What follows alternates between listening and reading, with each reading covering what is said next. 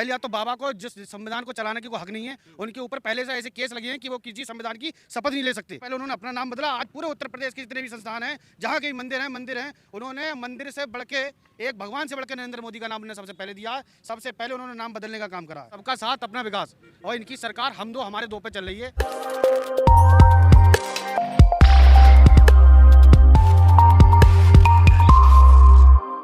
Sir, क्या लगता है किस तरह से आज की इस मीटिंग को देखते हैं? आज साइकिल यात्रा का जो आगाज रामपुर की धरती से हुआ है, इससे भाजपा को उत्तर प्रदेश और केंद्र की सरकार से 24 से बाहर होना है। प्रदेश की जनता ने ये संकल्प कर लिया है कि जिस सरकार ने डीजल का दाम 92 रुपया कर दिया है, जिस सरकार ने पेट्रोल का दाम 100 रुपया कर दिया है, जिस सरकार ने गैस का दाम 875 रुपया कर दिया है, जिस सरकार ने किसानों के लिए काला कानून लाके हमारे देश में खड़ा कर दिया है, जिस सरकार ने देश के नौजवान, बेरोजगार, मजदूर, बेसहारा सबकी परेशानी का सबब बन के भारतीय जनता पार्टी की सरकार बन के बैठी हुई है, इस सरकार के लिए प्रदेश के और देश की जनता ने संकल्पित कर लिया है कि मोदी और योगी को इस प्रदेश और देश से उखाड़ फेंक करके जो है मोदी जी को जो है चाय बेचने पर मजबूर किया जाएगा और योगी आदित्यनाथ जी को जाकर मठों में बैठ करके अपना पूजा पाठ करें। ये प्रदेश चलाने की स्थिति की नहीं है, ये केवल और केवल प्रदेश की जनता को परेशान करना चाहते हैं। और आज तक किया भी इन्होंने है। हमारे इस रामपुर की धरती से पूरे देश और प्रदेश के जाने माने नेता, वरिष्ठ नेता और हमारे 9 बार के एमएलए रहे, 5 बार के कैबिनेट मिनिस्टर रहे, 1 बार के राज्यसभा रहे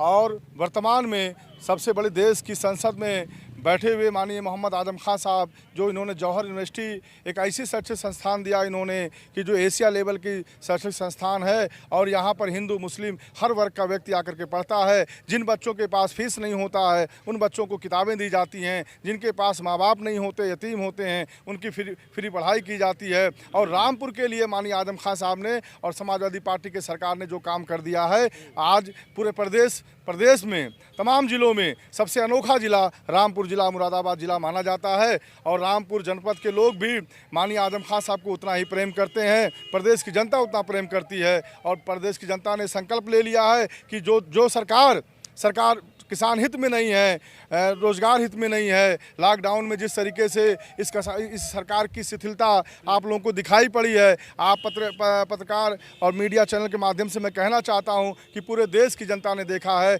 जब ये देश लॉकडाउन और कोरोना के हालात से गुजर रहा था तो इस देश के प्रधानमंत्री ने कहा था कि आत्मनिर्भर बनो। हम आप मीडिया चैनल भाइयों से के माध्यम से पूछना चाहते हैं मोदी जी से कि आत्मनिर्भर अगर हर व्यक्ति को बनना ही था तो आपकी क्या ज़रूरत थी, सरकार बनाने की क्या ज़रूरत थी, सरकार की क्या जिम्मेदारी होनी चाहिए थी। सरकार की जिम्मेदारी होनी चाहिए थी कि लॉकडाउन और कोरोना के दौरान जो है किसान, जनता, बेरोजगारों को ध्यान रखना और हर घर में जो भुखमरी के शिकार हो रहे हैं उन घरों को खाना पहुँचाने का। लेकिन इस सरकार ने कतई ये सारे काम नहीं किए हैं और केवल देश प्रदेश की जनता को परेशान करने का काम किया। योगी खुद सीएम योगी कहते हैं कि इसको राम राज्य बनाना है, इसको उत्तम प्रदेश बनाना है। आप बिल्कुल खुश नहीं है राम राज्य आने से? देखिए, ऐसा है, योगी सरकार के पास और योगी जी के पास रोजगार नहीं है, योगी जी के पास किसानों का दुख हल करने का कोई रास्ता नहीं है, योगी जी के पास नौकरी देने का कोई रास्ता नहीं है, योगी जी के पास जो है व्यापारियों को सुविधा और व्यापारियों को संसाधन देने का काम नहीं है।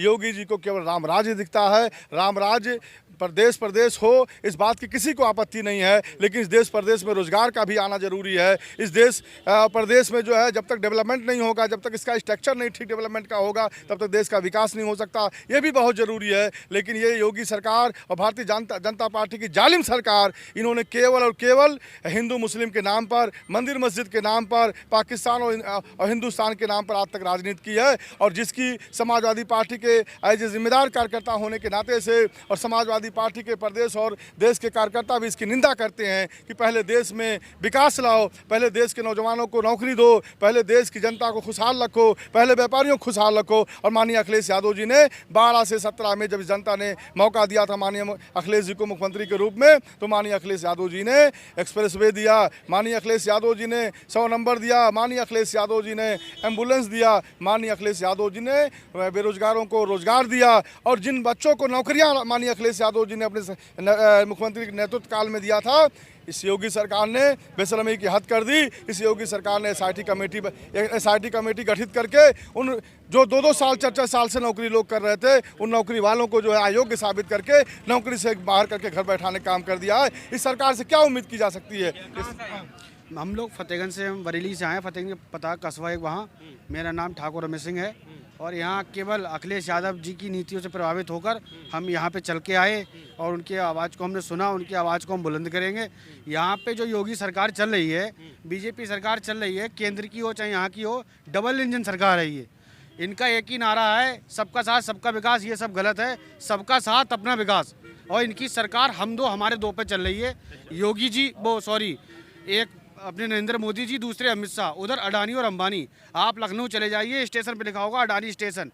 हमारे यहाँ के मुख्यमंत्री जी माननीय योगी आदित्यनाथ जी, उन्होंने केवल 2 काम करे हैं। सबसे पहले उन्होंने 3 काम करे हैं। उद्घाटन करना, हमारे राष्ट्रीय अध्यक्ष जी का फीता काटना, और सबसे बड़ा काम जो उन्होंने सबसे पहले उन्होंने अपना नाम बदला। आज पूरे उत्तर प्रदेश के जितने भी संस्थान हैं, जहाँ के मंदिर हैं, उन्होंने मंदिर से बढ़ के, एक भगवान से बढ़कर नरेंद्र मोदी का नाम उन्होंने सबसे पहले दिया है। सबसे पहले उन्होंने नाम बदलने का काम करा है। अभी एक स्टेटमेंट हो रहा है योगी सरकार की तरफ से, उन्होंने कहा है कि जितने भी हाईवे या रोड के किनारे धर्म स्थल हैं उन सबको हटाया जाएगा। आप समर्थन करते हैं? हम इस चीज़ का बिल्कुल पूरी जोर से विरोध करते हैं। एक बाबा होके, पहले या तो बाबा को जिस संविधान को चलाने की कोई हक नहीं है, उनके ऊपर पहले से ऐसे केस लगे हैं कि वो किसी संविधान की शपथ नहीं ले सकते। पहली बात, उन्होंने नहीं चला सकते। आप ऐसा क्यों बोल रहे हैं? बाबा इसलिए नहीं चला सकते, उनको चलाने का उनकी टीम 11 काम कर रही है। जो टीम 11 उनके लिए आदेश देती है। ये टीम 11 का क्या मतलब है? टीम 11 का उनके 11 सदस्यों की उनकी टीम बनी हुई है। अच्छा, हाँ, अब उनके अधिकारी के नाम में नहीं, 11 सदस्य हैं, सभी लोग हैं उसमें। वो उनके जो उन्हें तो क्या है, वो हर बार बृहस्पति जी बताओ, कोरोना चल रहा है। आप कोरोना में, हमारे लिए मास्क जरूरी है, सैनिटाइजर जरूरी है। आप कोरोना में बड़ी बड़ी मीटिंग कर रहे हैं, अपने उस पर मठ पे जाके बहुत बड़े बड़े पूजा कर रहे हैं, आरती कर रहे हैं। वहाँ पर कोरोना नहीं है क्या? बड़ी बड़ी शादियों में जा रहे हैं। इतना बड़ा आंदोलन चल रहा है, किसान आंदोलन दिल्ली में। माननीय हमारे मोदी जी वहीं बैठ रहे हैं, चंद को उनका एक फोन की कॉल की दूरी पे। अगर फ़ोन करोगे वहाँ पहुँचेंगे, वहाँ आज तक वो नहीं पहुँचे। और जो अभी पोता हुआ है हमारे बड़े आदमियों के, जो नाम मैं लेना नहीं चाहता हूँ लोगों, क्योंकि हम उनका नाम लेना तक पसंद नहीं करते, उनके पोतों को देखने वहाँ अस्पताल में पहुँच गए। और किसान मर रहा है वहाँ पर, वो किसान मर रहा है जो घर पे पानी उठा के नहीं पीता है, नंगा लेटा है वहाँ पे। पानी की व्यवस्था नहीं, बिजली की व्यवस्था नहीं। अगर वहाँ पे और लोग, हम लोग जैसे सभी लोग मदद नहीं करेंगे तो कुछ नहीं हो सकता। अगर आज मैं पैसे वाला हूँ, मैं किसान कर रहा हूँ, किसान नहीं रहूँगा क्या? इस सरकार ने किसान तक की जातियाँ बदल दी, पार्टी से किसान बना दिया। विपक्ष कुछ नहीं भड़का रहा। आप अगर भाजपा के हैं तो किसान हैं, हम समाजवादी पार्टी के, हम किसान नहीं हैं। विपक्ष आँख खोल रहा है। सबसे बड़ा कांग्रेस का किसान नहीं है, समाजवादी पार्टी किसान नहीं है। भाजपा को जो वोट देगा आज के दिन वो वहाँ किसान है। और किसानों की इन्होंने 3 काले कानून लाके किसानों को खत्म करने का काम करा है। जो भी आदमी आज अपनी ज़मीन पर काम कर रहा है, वो हमारी इच्छा है, हम खेती आपको नहीं देंगे। और ये नहीं होगा कि 5 बीघा हमारी 10 बीघा आपकी। ठेकेदार आएंगे, ठेकेदार योगी मोदी नहीं होंगे, ठेकेदार इनके अडानी और अंबानी होंगे, जिन्होंने पूरा देश बेचने का काम करा है। आज बताओ, पहले हमारे माननीय मुलायम सिंह यादव जी ने 10 रुपये का पर्चा 1 रुपया करा सरकारी अस्पताल का। आज हमारे स्टेशन पे जाओगे आप, पहले हमारे रिश्तेदार आते थे, हम शान से घुस जाते थे रेलवे स्टेशन पे कि कोई पकड़ने वाला नहीं है। आज 2 रुपये का टिकट 50 रुपये कर दिया। सुविधा भी तो दे रहे हैं ना, उसके सुविधा दे रहे हैं। सुविधा हमारी जेब काट के हमें सुविधा दे दो, क्या फायदा? कमाने को है नहीं। कोरोना काल में बर्बाद कर दिया हमारे लिए। सबसे पहले शराब की भट्टी खोली। आप बताओ, शराब से देश चल रहा है। अब कह देंगे उससे वो तो हमारा एरिया नहीं है। या तेल के रुपये बढ़ा दो, पाकिस्तान में तेल 46 रुपये और हमारे यहाँ 82 रुपये, न्यूजीलैंड में 34 रुपये, हमारे यहाँ 82 रुपये, दिल्ली में 200 यूनिट फ्री हैं, हमारे यहाँ 6 रुपये जा रहे हैं, 8 रुपये जा रहे हैं। ये टैक्स का हिसाब अलग है। ये केवल सरकार दोहरी राजनीति कर रही है, हिंदू मुसलमान की राजनीति कर रही है। आप हिंदू हैं, मैं मुसलमान हूँ। इन्होंने ये तक भड़का दिया कि हिंदू खतरे में। आप सभी लोग, पत्रकार महोदय के माध्यम से मैं कहना चाहता हूँ कि आप ये बताइए, एक मुसलमान 5 हिंदुओं को मार लेगा? नहीं मारेगा ना। पर इन लोगों ने यहाँ के अंधभक्तों को समझा दिया है कि हिंदू खतरे में। कहाँ से खतरे, मुझे ये बता दो। केवल एक मुसलमान यहाँ खड़ा है, हम 5 हिंदू खड़े हैं, कोई लड़ ले हमसे आके। ये केवल लड़ाने की और धर्म के नाम पर राजनीति करते हैं। अब मैं तो बड़े बड़े बता दूंगा, स्लेटर हाउस चल रहे हैं, भाजपा के बड़े बड़े नेताओं चल रहे हैं। एक भी मुस्लिम नेता बता दो, मैं मान जाऊंगा उसका। बदनाम मुश्किल है, मुस्लिम है।